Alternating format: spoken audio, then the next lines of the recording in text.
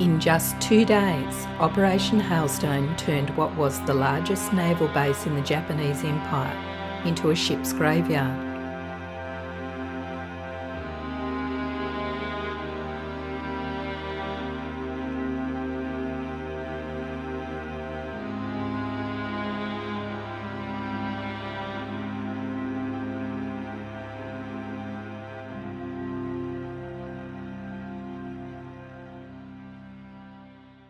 Truk Lagoon, more commonly known as Truk Lagoon, is a sheltered body of water in the central Pacific. The atoll consists of a protective reef enclosing a natural harbour 79 by 50 kilometres and is part of the Federated States of Micronesia.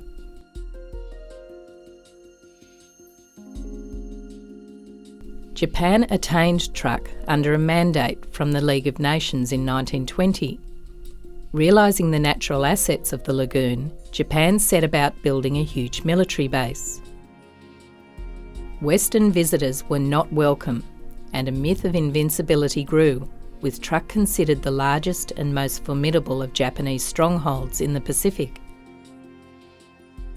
During World War II, Truk was the home base for the Imperial Fleet and the key to the Japanese perimeter of defence.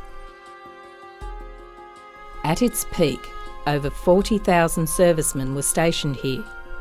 Truk was an early candidate for the first atomic bomb. December 7th, 1941, a date which will live in infamy. During the 6 months following the Pearl Harbor attack, the Japanese war machine had realised the strategic goals of conquering the Philippines, Malaya, Singapore and the Dutch East Indies. They looked unstoppable. However, the battles of the Coral Sea in May 1942 and Midway a month later finally brought the forward momentum to a halt. Gradually, the might of the United States and their allies turned the tide of the war.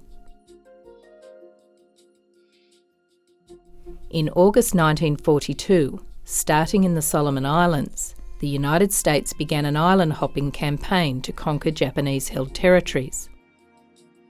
Their final goal, Japan. Some locations were simply cut off from supplies. Others, like Tarawa in the Gilbert Islands, were considered vital in order to build airstrips for the attacking bombers.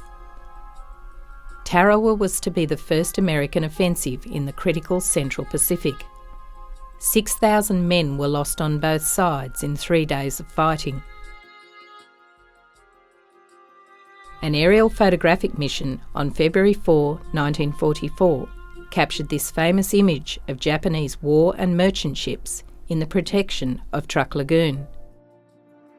On the morning of February 17, Task Force 58 assembled some 145 kilometres northeast of Truk Lagoon in preparation for Operation Hailstone. In one of the most important naval airstrikes of World War II, over 2 days, the raid destroyed everything of strategic value, including 60 ships and 275 aircraft, resulting in the largest assembly of sunken ships anywhere in the world.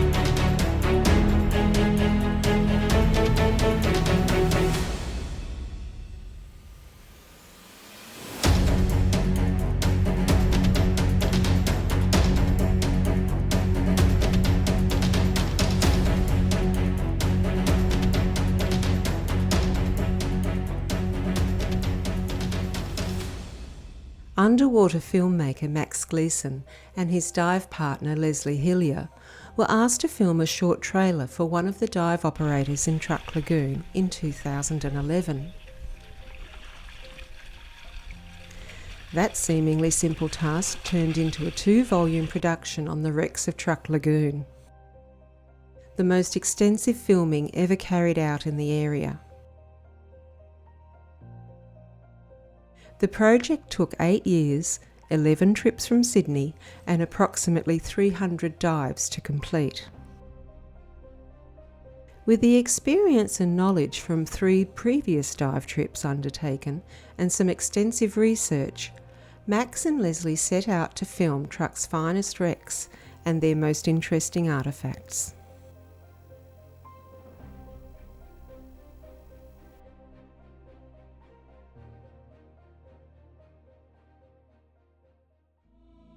Known by many as the Queen of Truk Lagoon is the San Francisco Maru. On February 5, 1944, 12 days before Operation Hailstone, the San Francisco Maru arrived in the lagoon as part of a convoy and dropped anchor in the 4th Fleet anchorage off Dublon and Atan Islands. Seen here on fire in the centre of the photograph, she was struck by several 500-pound bombs on the second day of the attack and was reported to be burning furiously and sinking stern first.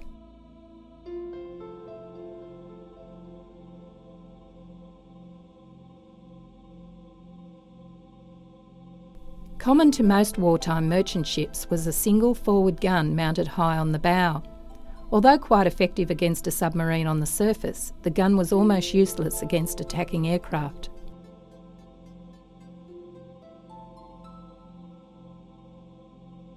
This pufferfish is oblivious to the deadly contents in the forward hold. But we are not.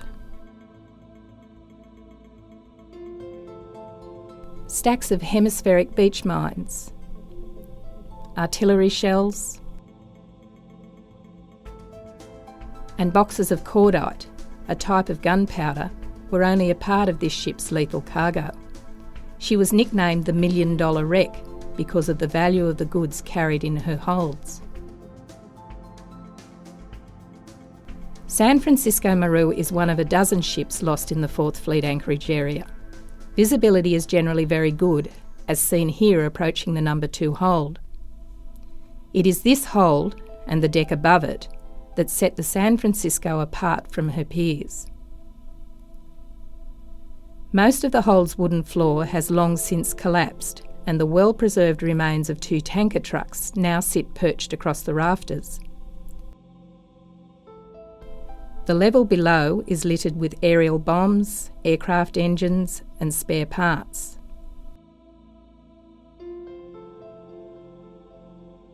From the gunwale, an object is visible on the ocean floor. Even from this distance, it is easily recognisable as the remains of a truck. Stored on the deck, it probably floated off as the ship went down stern first.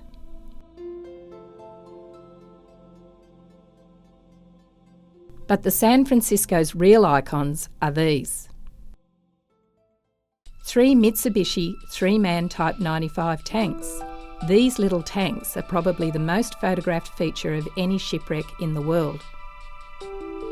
It was their images on the cover of National Geographic magazine in 1976 that brought the world's attention to Truk Lagoon.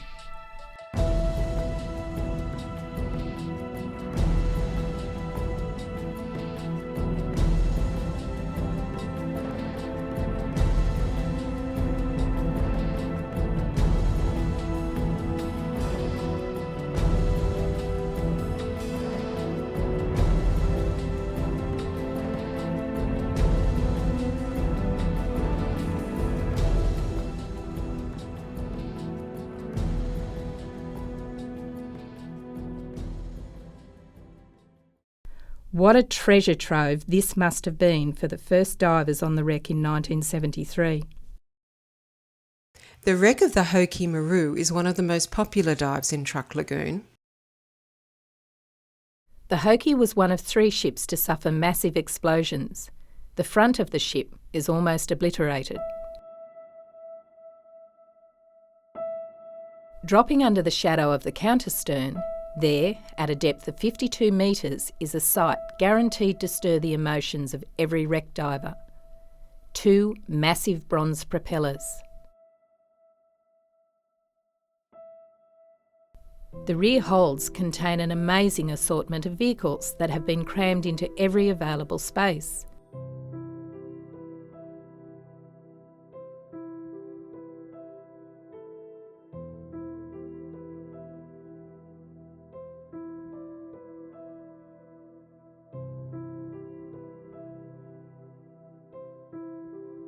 The hold is full of tipper trucks.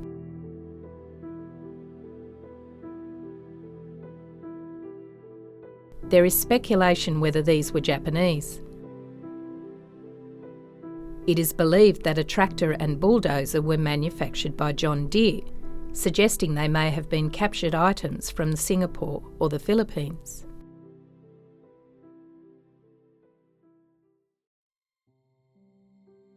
Over the years taken to complete the project, Max's filming has captured the changing conditions on many of the wrecks. One of the most dramatic changes has taken place on the wreck of the Taiho Maru. Only the sound of an outboard motor breaks the silence as we cut across the water to the site of many of Truk Lagoon's finest shipwrecks, the 4th Fleet anchorage. Our dive today is the once magnificent Taiho Maru. We first dived the Taiho in 2011, and we were so impressed by her beauty. But as with all shipwrecks, time takes its toll, and in 2015, her bridge collapsed, followed 2 years later by the Centre Island deckhouse. Different from the usual round form, this rectangular brass porthole sits in a hollow surrounded by corroded deck plating.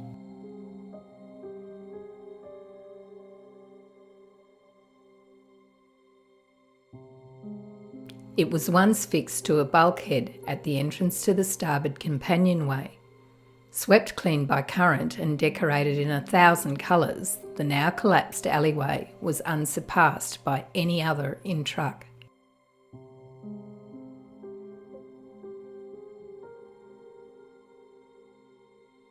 A green tree coral lies in the ruins of the island deckhouse. Attached to the top of a lifeboat davit, it once stood high above the wreck.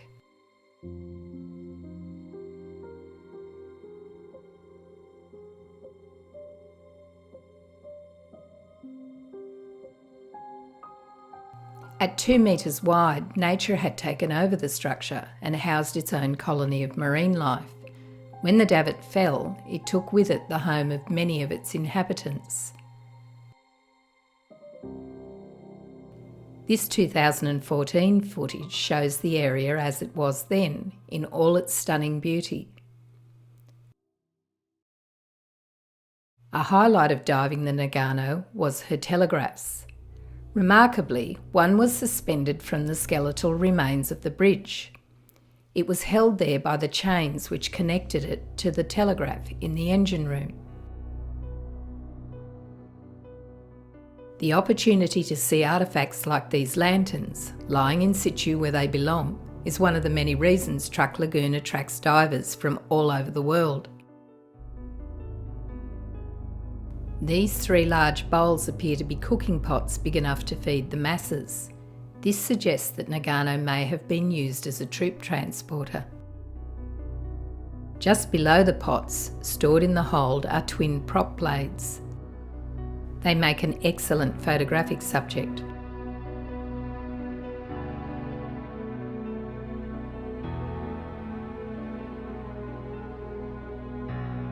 Taiho was powered by a triple expansion steam engine housed in quite a compact room compared to other ships.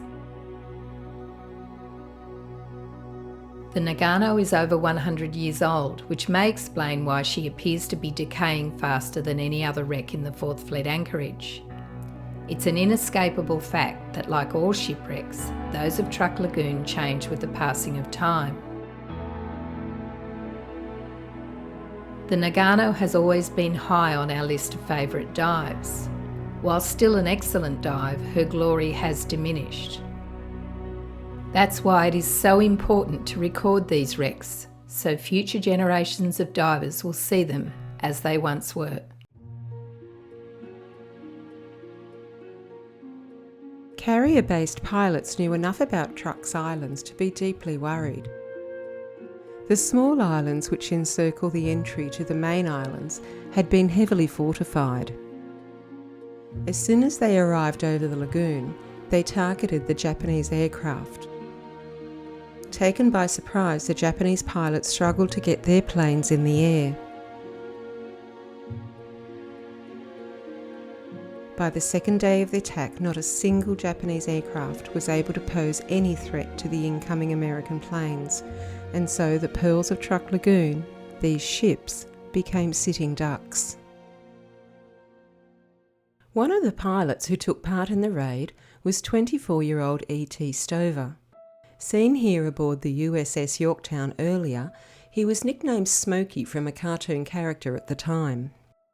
Downing 4 Japanese aircraft off Guadalcanal, Stover was keen to get back into the action, realising that one more kill would make him an ace.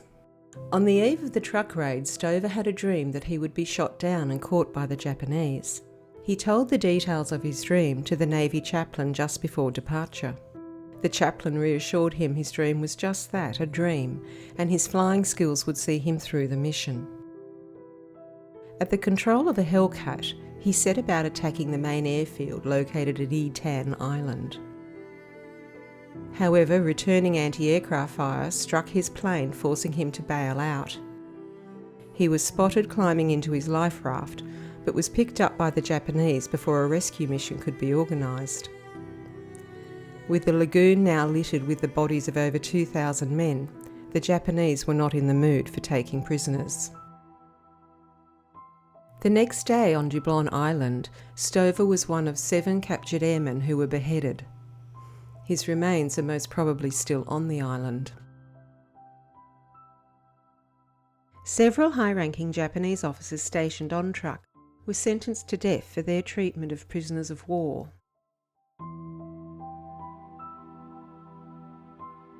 Lying with the remains of the vehicles and artillery shells are hundreds of sake bottles. Many of the wrecks in Truk carried provision cargo.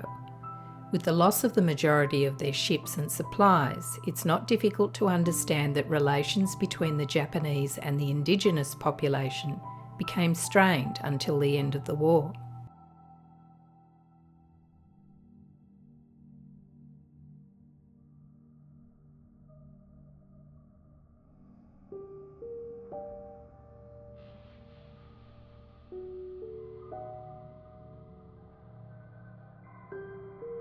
Wheelbarrows used in the construction on the islands.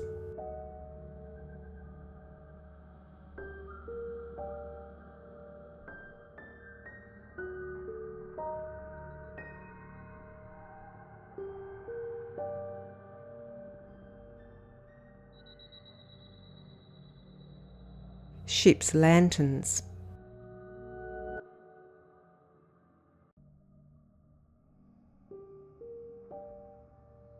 Promenade decks where passengers once strolled.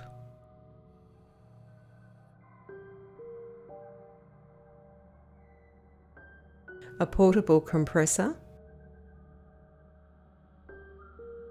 One of a half-dozen trucks in the holds of the Klass Maru.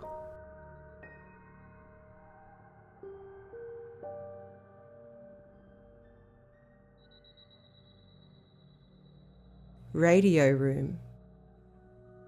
And a hot water urn. Bridge instruments still in place. Here the stunning helms of the Nippo and Mamakawa Marus. The wooden wheels have rotted away, leaving only the brass rims still in place. All artefacts on the wrecks are protected, so scenes like this are rare anywhere else in the world. Speaking tubes for the communication from the bridge to the engine room. A massive signalling light having fallen to the ocean floor on the Fujisan Maru.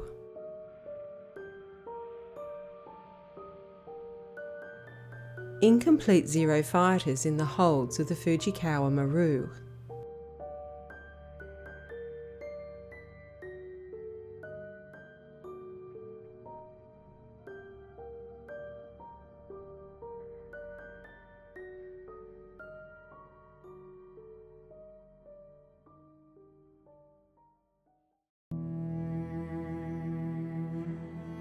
Nearing the end of the dive on the Fujisan Maru, suspended in the skeletal remains of the bridge, Max spotted this.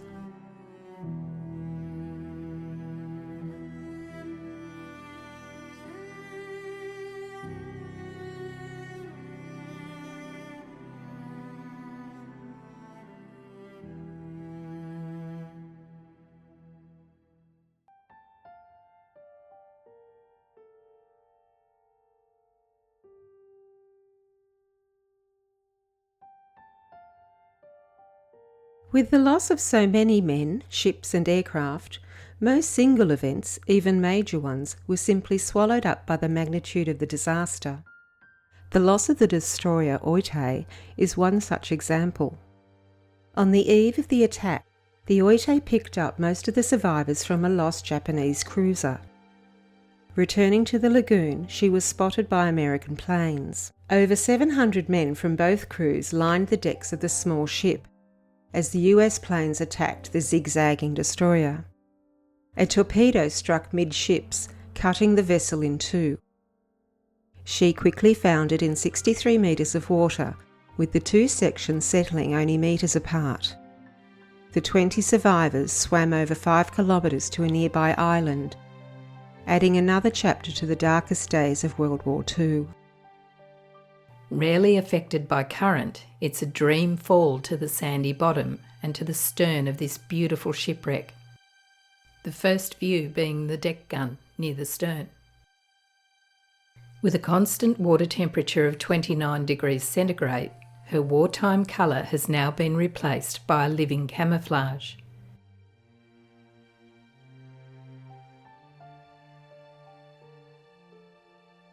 Just in front of the stern gun is a very small opening that leads to the ship's engine room. The passing of time has seen many changes, both inside and out. Divers need to be aware that their entry into these tight places is not without risk. Light fittings, gauges,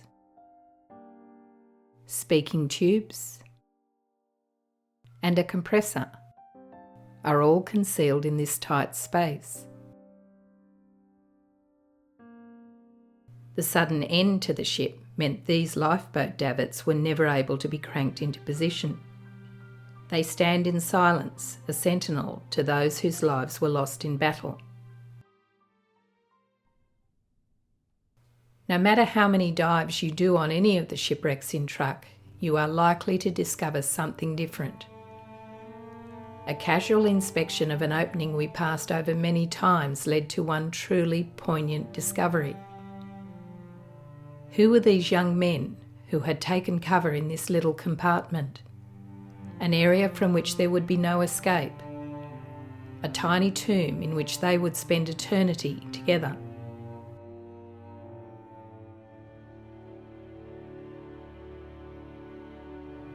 It is hard to believe that almost 700 men perished in this shipwreck.